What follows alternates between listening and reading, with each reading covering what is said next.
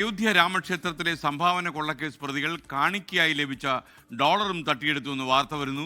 പ്രതികളിൽ നിന്ന് 1121 American dollar അന്വേഷണ സംഘം കണ്ടെത്തിയിട്ടുണ്ട്.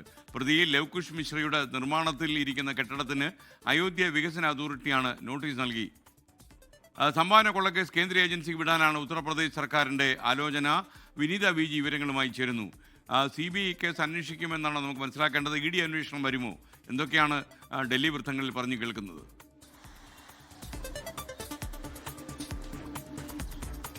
പോലീസിന്റെ അന്വേഷണം ഈ ഘട്ടത്തിൽ പുരോഗമിക്കുകയാണ്. പക്ഷേ ആഴത്തിലുള്ള അന്വേഷണം ഈ അയോധ്യ സംഭാവന കൊള്ളയിൽ വേണമെന്നാണ് UP സർക്കാരിന്റെ വിലയിരുത്തൽ. അതുകൊണ്ട് തന്നെ CBIക്കോ മറ്റേതെങ്കിലും കേന്ദ്ര ഏജൻസിക്കോ ഇതുമായി ബന്ധപ്പെട്ടുകൊണ്ടുള്ള അന്വേഷണം വിടാൻ UP സർക്കാർ ആലോചിക്കുന്നു എന്നുള്ള വിവരമാണ് നമുക്ക് ഈ ഘട്ടത്തിൽ ലഭ്യമായിരിക്കുന്നത്. നിലവിൽ പ്രത്യേക അന്വേഷണ സംഘം കേസിൽ 8 പ്രതികളെയാണ് അറസ്റ്റ് ചെയ്തിരിക്കുന്നത്. ഇതിനോടകം ഇവരുടെ പക്കൽ നിന്ന് 80 ലക്ഷം രൂപ അന്വേഷണ സംഘം കണ്ടെത്തിയിട്ടുണ്ട്. അതിൽ ഏറ്റവും കൂടുതൽ പണം കണ്ടെത്തിയത് ഈ പ്രധാന പ്രതികളിൽ ഒരാളായ അവിനാഷ് ശുക്ലയിൽ നിന്നാണ്. അവിനാഷ് ശുക്ലയിൽ നിന്ന് 20 ലക്ഷത്തിലേറെ രൂപ കഴിഞ്ഞ ദിവസം അന്വേഷണ സംഘം കണ്ടെത്തിയിട്ടുണ്ടായിരുന്നു. ഒപ്പം തന്നെ ഈ 375 ഗ്രാം വെള്ളി, 11 ഗ്രാം സ്വർണം, ഇത് കൂടാതെ 1000-ലധികം US ഡോളറും ഈ പ്രതികളിൽ നിന്ന് അന്വേഷണ സംഘം കണ്ടെത്തിയിട്ടുണ്ട്. സംഭാവനയായി ഈ കാണിക്കയായി നൽകുന്ന ഡോളറുകളാണ് പ്രതികൾ അവിടെ നിന്ന് മോഷ്ടിച്ച് കൈക്കലാക്കിയത്. ഇതുമായി ബന്ധപ്പെട്ടുകൊണ്ടുള്ള തെളിവുകളെല്ലാം അന്വേഷണ സംഘത്തിന് ലഭ്യമായിട്ടുണ്ട്. അതിനിടെ ഇങ്ങനെ തട്ടിയെടുത്ത പണം ഉപയോഗിച്ച പ്രതികൾ വീടും വസ്തുവും വാങ്ങിയതായും അന്വേഷണ സംഘം കണ്ടെത്തിയിട്ടുണ്ട്. ഈ കേസിൽ അറസ്റ്റിലായ ലവ്കുഷ് മിശ്ര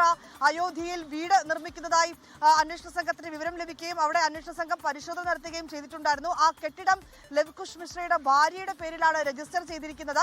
കൃത്യമായിട്ടുള്ള മാനദണ്ഡങ്ങൾ പാലിക്കാതെയാണ് ഈ കെട്ടിടം നിർമ്മിച്ചിരിക്കുന്നതെന്നാണ് പ്രാഥമിക വിലയിരുത്തൽ. തുടർന്ന് അയോധ്യയുടെ പ്രത്യേക സംഘം ഈ കെട്ടിടത്തിന് നോട്ടീസ് നൽകിയിരിക്കുകയാണ്. മാനദണ്ഡങ്ങൾ ഉണ്ടെങ്കിൽ അതുമായി ബന്ധപ്പെട്ടുകൊണ്ടുള്ള രേഖകൾ ഒരാഴ്ചയ്ക്കുള്ളിൽ ഹാജരാക്കണമെന്നാണ് നിർദ്ദേശിച്ചിരിക്കുന്നത്. അല്ലാത്ത പക്ഷം ഈ അനധികൃത കെട്ടിടങ്ങൾ UPയിൽ പല മേഖലകളിലേക്കും അത് പൊളിക്കുന്ന ഒരു നടപടിയുണ്ട്. അത്തരം നടപടി ഉണ്ടാകുമെന്ന മുന്നറിയിപ്പ് കൂടിയാണ് നൽകിയിരിക്കുന്നത്. SK.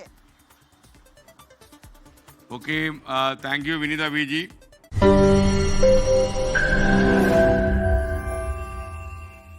ലോകത്തെവിടെയായാലും ഏത് സമയത്തും 24 വാർത്തകളും ഓഗ്മെന്റഡ് റിയാലിറ്റി പാക്കേജുകളും എക്സ്പ്ലെയിനറുകളും വിശദമായി കാണാൻ ഞങ്ങളുടെ YouTube ചാനൽ നിങ്ങൾക്ക് സബ്സ്ക്രൈബ് ചെയ്യാം.